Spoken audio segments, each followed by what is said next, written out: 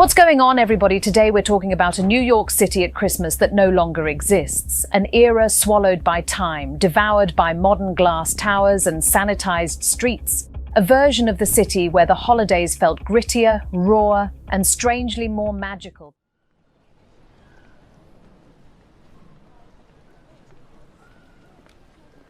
Because that magic was born from struggle, chaos, and a kind of desperate beauty that can only emerge from a place fighting for its own survival.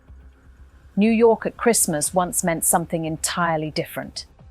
Before LED billboards drowned Times Square in corporate glow and chain stores replaced family-owned storefronts, the holidays here carried a soul, a pulse, a scent of roasted chestnuts mixing with diesel exhaust and cold winter wind funneling between crumbling buildings. These 20 vanished Christmas moments didn't just disappear. They took with them an entire way of experiencing the season that younger generations will never understand.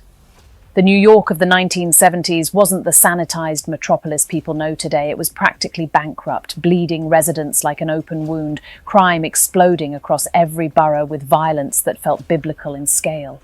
Murders tripled, burglaries and rapes surged, and the subway became known as the Muggers Express, a steel tunnel of terror snaking beneath a collapsing city.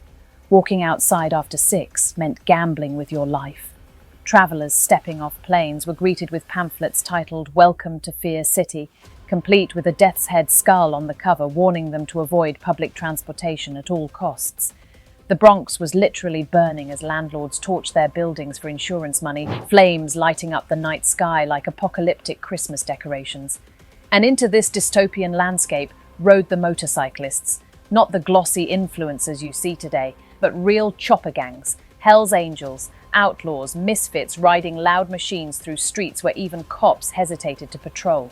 Their bikes were symbols of defiance, stripped-down chrome declarations of existence roaring through a dying city. Graffiti-covered walls loomed like battle scars, subway cars pulsed with color and anger, and the thunder of straight pipes echoed off tenement walls as these riders carved through the city, claiming it block by block, refusing to surrender even as everything collapsed around them. In the Northeast, builders like Indian Larry pioneered the short-lane splitter style, narrow, vicious machines designed for urban combat, choppers built to slice between gridlocked cars on the Bronx Expressway, low enough to skim under barriers, loud enough to announce your arrival 3 blocks away. These weren't show bikes, they were weapons built for survival in concrete chaos. Choppers had emerged from California in the late 1950s as returning veterans began modifying their motorcycles, stripping away excess weight and extending front ends. But by the 1970s, they'd become a full-blown cultural phenomenon that swept across America. Extended forks stretched impossibly forward like steel prayers, frames lowered closer to the ground until riders practically sat on asphalt, every non-essential part stripped away to create rolling sculptures of rebellion. The year 1970 marked the absolute peak when builders stopped caring about function and pushed everything to extremes. Rake angles grew more severe until motorcycles looked like they were perpetually leaning into invisible wind. Forks extended further until steering became an act of faith, and ape-hanger handlebars climbed toward the sky like metal monuments to defiance. Yet New York's motorcycle scene developed its own distinctive character, evolving into something uniquely suited to East Coast urban warfare. Groups like the 3rd Street Boys blasted their custom choppers through Manhattan with fearlessness that bordered on insanity, navigating traffic patterns that would terrify professional stunt riders. Innovators in North Jersey, builders like Todd Schuster, Frank Cassani, and Maine Price, working out of custom cycle engineering in Paterson, created machines that fused California's flamboyant aesthetic with East Coast grit. Choppers that looked beautiful but could actually survive the brutal realities of northeastern streets. These weren't wealthy collectors pursuing hobbies. They were working-class rebels, Vietnam veterans still processing traumas they couldn't articulate, mechanics who poured every paycheck into gas tanks painted with flames, chrome reflecting a world they refused to accept. Between 1960 and 1971, registered motorcycles in the United States soared from 575,000 to over 3 million as the outlaw mystique captured America's imagination. Everyone wanted a piece of that rebel identity, but in New York's burned-out neighborhoods, riding wasn't a weekend hobby. It was identity, tribe, a way to maintain dignity when everything else was falling apart. The Hell's Angels stamped themselves permanently into New York history on December 5th, 1969, when they founded their first chapters by patching over existing motorcycle gangs, absorbing the aliens in New York City and the hackers in Rochester. By the mid-1970s, the New York chapter had evolved into one of the club's most powerful operations, coordinating all Eastern activities from their fortress-like headquarters. What had started as post-war rebels on motorcycles transformed during the 1970s into something much darker. The decade marked when they crossed the line into gangsters deeply involved in drugs, guns, and contract killings. The New York chapter established its clubhouse on the Lower East Side as a literal fortress, complete with security cameras, reinforced doors, and armed members maintaining 24-hour watch. Their presence defined entire neighborhoods. The club's brutal requirement that new members roll their bones, commit a contract killing to prove absolute loyalty, meant chapters became notorious for murder, with New York remaining the Eastern Command Center. The biker war that would rage for decades began at a New Year's Eve party in 1973 at the Hells Angels headquarters, when three rival outlaws from Florida showed up uninvited and triggered a conflict that would spread across multiple states. Violence erupted between clubs competing for territory and control of the drug trade, particularly methamphetamine distribution. The Hells Angels weren't just a motorcycle club anymore. They'd evolved into a sophisticated criminal organization with hierarchies and territories. The New York chapter worked directly with the Gambino and Genovese crime families in mutually beneficial arrangements, providing security and muscle in exchange for connections, protection, and access to distribution networks. Street corners became battlegrounds where territory was measured in blocks. Clubhouses became fortresses bristling with weapons, and the roar of motorcycles often meant trouble was coming. But the motorcycle world wasn't monolithic. Black motorcycle clubs thrived throughout New York's 5 boroughs, creating their own distinct culture within the larger biker universe. These black riders ruled the FDR Drive on weekends, filling all 3 lanes with their bikes in massive formations, wind-whipping past leather jackets emblazoned with patches, roaring through the city with power and unity that couldn't be ignored. They existed, as one rider described it, as a very loud whisper. A thriving community that mainstream America refused to acknowledge. Their contributions to motorcycle design were enormous, but largely erased from official history. 2 black designers, Ben Hardy and Clifford Ace Vors, created the legendary Captain America and Billy Choppers for the 1969 film Easy Rider, the iconic motorcycles that defined chopper culture for an entire generation.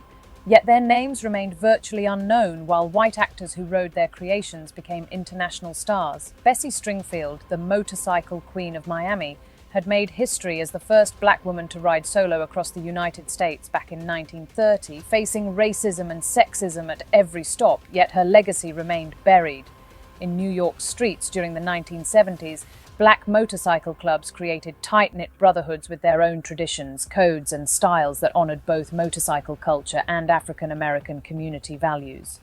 Nicknames weren't chosen casually. They were earned through actions, bestowed by the community as recognition of character or skill. These clubs represented brotherhood in a city that often felt hostile to black life, creating networks of mutual support in neighborhoods government had abandoned. Bike blessings, memorial rides honoring fallen brothers, and club gatherings became sacred spaces where riders found family, respect, and belonging. There were open roads in Brooklyn, in Queens, even in Manhattan, and black bikers traveled them with pride, carving out their own piece of freedom in a world that tried relentlessly to make them invisible. In February 1975, New York City ran completely out of money to pay for normal operating expenses and faced defaulting on over $11 billion in debt, a financial crisis so severe it threatened to transform America's largest city into a failed state. Over 500,000 manufacturing jobs vanished between 1969 and 1974 as factories closed or relocated, leaving entire working-class neighborhoods without economic foundation. More than 1 million households depended on welfare by 1975. The middle class fled to suburbs in waves exceeding 820,000 people, taking their tax dollars with them.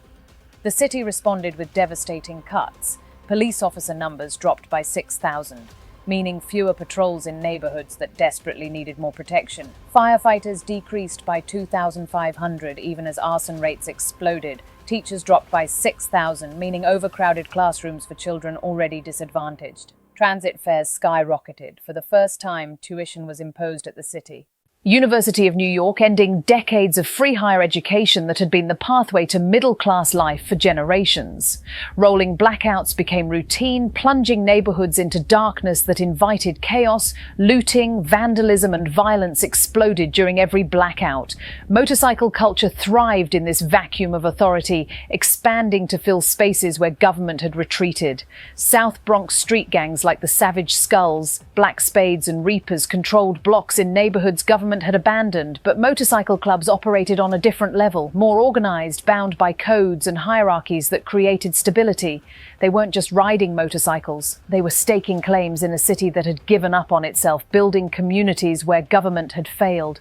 Riding a motorcycle through 1970s New York meant accepting constant danger. Prostitutes worked openly on the Bowery. Times Square's once venerable theaters screened pornography around the clock. The famous intersection transformed into a 24-hour adult entertainment district. Central Park became feared as a site of frequent muggings and rapes, its paths avoided after dark. Homeless people and drug dealers occupied boarded-up buildings throughout the city. Vast areas lay entirely abandoned, blocks absent of businesses or any sign of urban life. The smell of burning buildings hung in the air like fog. Yet photographers captured something beyond collapse. They found beauty, resilience, and humanity persisting against all odds. Alan Tannenbaum documented Soho's vibrant punk scene, shooting legendary performances at CBGB, where the Ramones and Talking Heads invented new sounds, capturing Studio 54's hedonistic excess, photographing John Lennon, Yoko Ono, and The Clash. Spanish photojournalist Manel Armengol ventured into the Bronx, Brooklyn, and Queens, capturing workers, immigrants, artists, and hustlers navigating a city in flux. His photographs depicted crumbling buildings covered in graffiti, subway cars transformed into rolling galleries, streets teeming with life despite poverty. The motorcycles roaring through these streets were more than transportation. They were symbols of freedom, independence, and community during a defining moment for countercultural movements. When the city offered broken promises, these machines offered escape. When authority failed, riders created their own codes.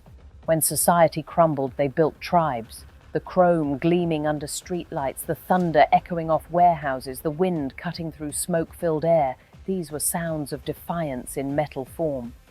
Custom motorcycle building in 1970s. New York happened in cramped garages, dingy basements, and back-alley shops where innovation mixed with desperation. Builders worked with whatever they could find: surplus military parts, salvaged frames, stolen components. Every chopper told a story of resourcefulness and rebellion.